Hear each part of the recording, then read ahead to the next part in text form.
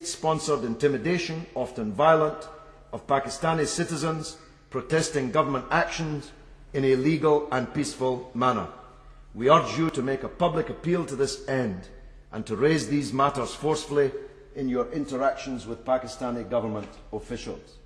Again, nothing less will be acceptable from the Treasury bench when the Minister comes to address the House this evening. But following my discussions with Imran Khan today, I want to indicate that the primary concern I have and the primary concern of most Pakistanis living in Britain is this: why is Altaf Hussain being allowed from a sofa in Edgware to conduct a terrorist campaign and a campaign of extortion of businesses and citizens in Sindh? And why was he given British citizenship? I want to ask the Minister tonight, and if he doesn't have the answer to hand, I would like him to write to me and tell me the answer to this question. Was Altaf Hussain ever refused British citizenship? And if he was refused British citizenship, what changed between that refusal and the granting of citizenship to him? It is an extraordinary thing, Madam Deputy Speaker, in the middle of a so-called war on terror, that a bloody reign of terror in a major Pakistani city, and there are millions of Pakistanis who are citizens of our own country, a terrorist cell is operating from Edgware in the form of the MQM. Every day, Altaf Hussain, a British citizen, addresses his puppets in Karachi, giving them instructions on how they should govern, including how they should handle peaceful demonstrations. Now, the Minister smiles smugly. He may think this is a small matter. But if this man, instead of being a stooge of President Busharraf, instead of being a stooge of a government allied to his own, if he were a hooked-handed, glass-eyed, ranting mullah, he would at best already be in Belmarsh and at worst would be on a plane deported to the country where he has absconded from. Murder charges.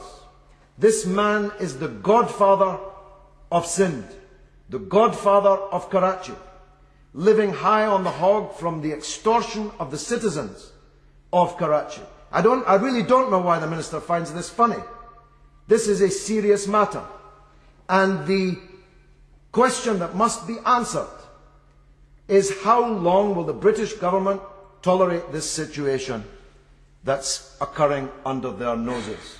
And by the way, citizenship was given to Hussain under this government in 1999, and it's my belief that he was refused citizenship under the previous administration.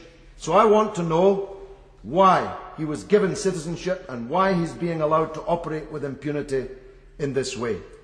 Because the truth is, Madam Deputy Speaker, far from symbolizing the future for the Muslim countries around the world, General Busharraf crystallizes the problem which Western governments have in the Muslim countries around the world.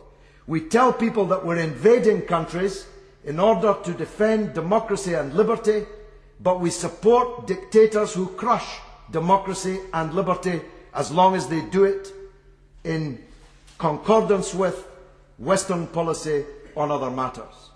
You see, the slogan, "My enemy's enemy is my friend," is a deeply flawed one from which the government does not seem to have learned. They didn't read the novel Frankenstein to the end. Dr. Frankenstein created a monster, but he lost control of it, because you can't control monsters.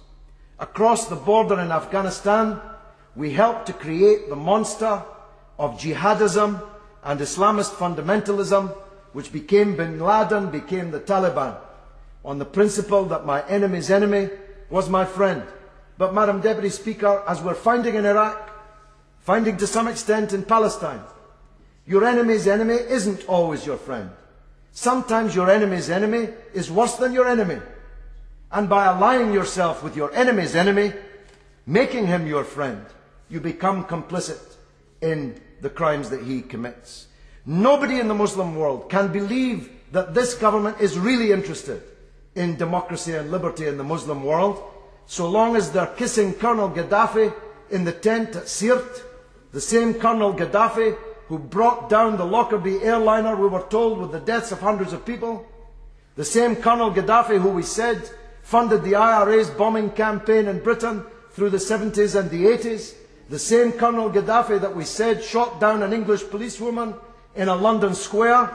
Nobody can believe that Colonel Gaddafi deserves the kisses of the British Prime Minister. Nobody believes Colonel Gaddafi has changed, just that he has changed sides.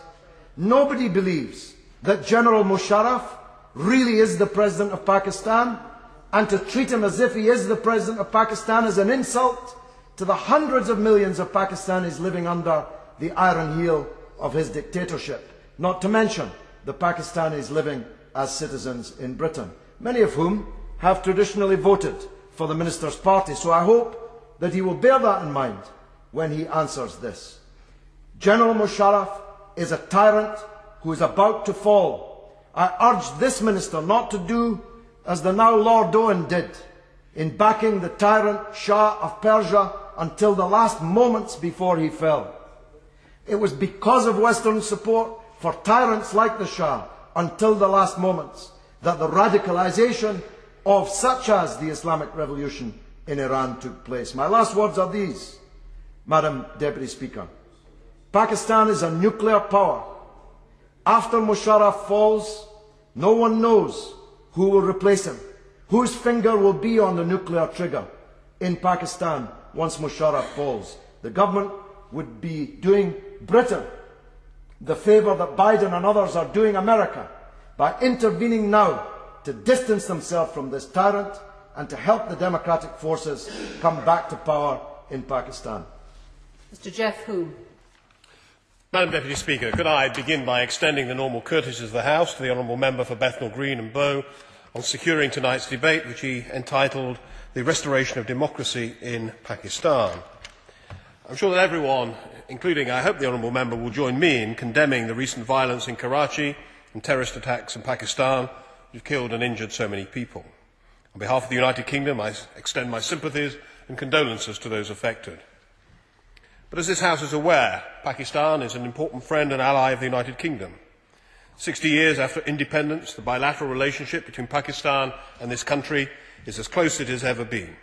We're closely intertwined historically, culturally and politically. Over 800,000 British citizens living in the United Kingdom have Pakistani origins. What is perhaps less well known is that there are at least 80,000 residents in Pakistan with British nationality. About 150,000 people from each country visit the other country every year. Pakistan is at the heart of a range of key international issues, including counter-terrorism, counter-proliferation, counter-narcotics, migration and cross-cultural community relationships. These are all shared challenges which we need to tackle together. The United Kingdom is grateful for the continuing cooperation on counter-terrorism which it receives from Pakistan, and for the sacrifices which Pakistan has made in the border region with Afghanistan to prevent the Taliban and other criminal elements from crossing that border. This debate is, however, focused on the question of democracy, and I want to deal with a number of related issues in turn. First of all, the question of human rights. This government welcomes President Musharraf's commitment to promoting enlightened moderation. Recent reform of the Hudud laws was an important step forward in human rights and democracy in Pakistan. Ministers have consistently raised human rights questions with the Pakistani government, welcoming its efforts on the Women's Protection Bill, for example. Follow-up from the British government detailed a number of our human rights concerns in Pakistan and offered UK support on a range of connected issues. One of these areas was the effect of the blasphemy laws on religious minority groups. We have welcomed Pakistan's efforts to address this issue and encouraged further reform of discriminatory legislation. I am, of course, aware of the continuing problems faced by minority groups in Pakistan, such as the Christian community in the northwest frontier province. We continue to monitor closely the developments in these cases. Both bilaterally and together with our European partners, we continue to engage in dialogue with Pakistan on the issues of discriminatory legislation and the situation